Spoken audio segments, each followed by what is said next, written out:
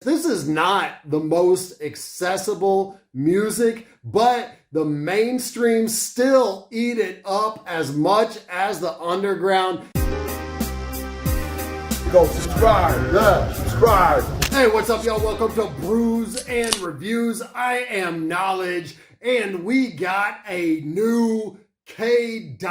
album, the first time in half a decade. Some of y'all weren't even hip-hop heads when this motherfucker dropped his last album. But if you're a true hip-hop head, he needs no introduction, so I won't go into too much of it here. But he is one of the only rappers that could take a 5-year hiatus due to his respect among mainstream and underground heads alike, much respected as the best of our time. And he reveals that he had writer's block on this album for at least some of that hiatus. So I think it's commendable that he didn't drop anything lackluster. He waited till he had something to say. He wasn't just trying to make money and drop something real quick like most of these other rappers would do. And that's what makes Kendrick different. And let me say this too before we get into it. I'm an old head. I grew up in the 90s. Some of the best MCs are definitely what got me into hip hop. Those 90s rappers are some of my favorites, but I've been into Kendrick since he dropped Section 80, and that was my AOTY of 2011. And the one thing about Kendrick that's different than a lot of the greats that we recognize as GOATs now is that Kendrick has been consistent and has never dropped a whack album. And we can't really say that about a lot of the GOATs from the past. Even those great 90s and early 2000s rappers, they at least had some lackluster albums here and there. Kendrick? No, not yet. Let's see if this is it. United in Grief. The genius is apparent from the very beginning as we get some singing about finding peace of mind. Seemed to be very much what he was searching for and exploring his mental health during that 5-year period between Damn and this. And he acknowledges how long it's been to the day. 1,855 days, he says. And that's actually true. I had to do the math on it. And then after he mentions that, we get right into that familiar flow like he never left with a fast tempo over minimal piano keys. He sets the stage that this is going to be a personal album and deal with his mental health. Like a lot of Kendrick songs, the beat changes as much as the flow. We got a lot of beat changes throughout this album. Lots of live instrumentation too. They do have producer by committee throughout the album, but this is a case where it should be fitting to have producer by committee because there's just so much going on with the beats. This song really kicks in with some jazz drums, and during that part, he explains how he lost close friends and grieved through exploiting his newfound celebrity for sex and extravagant purchases. He says, I grieve different, but you can really feel the remorse and the second thoughts and kind of what's led him on the spiritual journey that's become this album, as he explains that those things were not really fulfilling. He only wore his Rolex once. He had infinity pools that he never really swam in, so he was looking for something much more in his life, something to fill that void, which will uncover itself throughout this album. N95, the metaphor of taking off the N95 mask here is taking off all this pretense, the jewelry, the gossip, the Wi-Fi, the things we hide behind. Living your life online. Get outside. It's not part of the pandemic anymore. Don't hide behind a message board. So the getting out after the COVID lockdown and taking off the mask is a metaphor for all these other things that we burden ourselves with and use to hide our real selves from the world. The Wi-Fi is social media, a concept that will come up a lot throughout this album. And the extravagant things he mentions on this are to hide insecurities He's basically saying strip down and let your real self show. And he almost slips into his you flow for verse 3 as he asks, where the hypocrites at? What community feel they the only ones relevant? Making a statement here about cancel culture and these people just waiting for somebody to slip up, even though they know they're making mistakes in their lives too, like any human. Worldwide Stepper. This is the second most talked about song on the album due to the lyrics. Controversial lyrics, perhaps. There is another song with more controversial lyrics later on, but listen to the beat and the way he flows on this. This is not the most accessible music, but the mainstream still eat it up as much as the underground,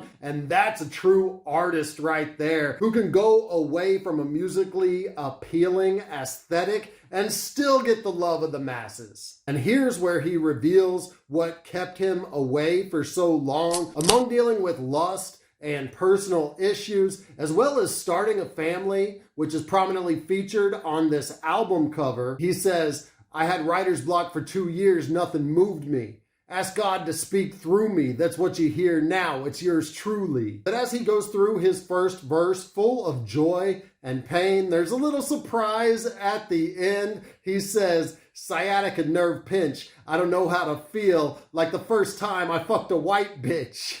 And this carries over to the next verse, which on the surface is about his relations with white bitches, and it culminates in this line, next time I fucked a white bitch was out in Copenhagen. Good Kid, Mad City tour, I flourished on them stages. Whitney asked if I had a problem. I said I might be racist. Ancestors watching me fuck was like retaliation.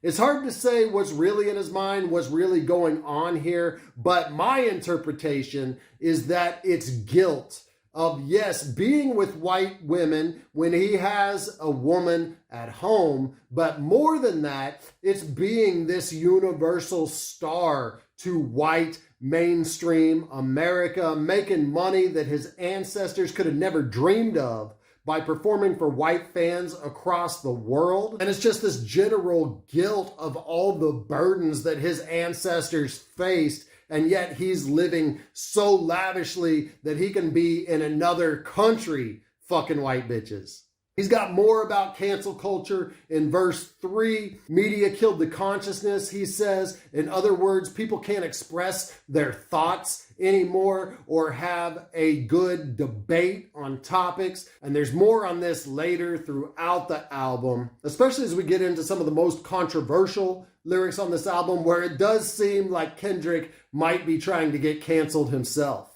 Die Hard, the first more wide appeal reaching song on the project. You just got to accept a few of these days from K-Dot, but at least he does it better than most others in this lane, and he still comes through with the lyrics as he continues the theme of the project. He's talking about mental health in this poppy song and opening up and how people could use that against him, which really ties in to the ideas of the next song, where it's about bottling up emotions and the reason behind that. Father Time, he's going really deep on this. First of all, there's a beautiful, consistently changing beat, but it gets darker as he addresses his daddy issues, a term that I haven't really heard a male rapper use before in reference to themselves and their problems. And we thought Kendrick's dad was just a fun drunk who wanted his motherfucking dominoes, but it turns out there was more to the story. But really, he paints his father as every father. And he addresses how his dad would push him not to show emotion,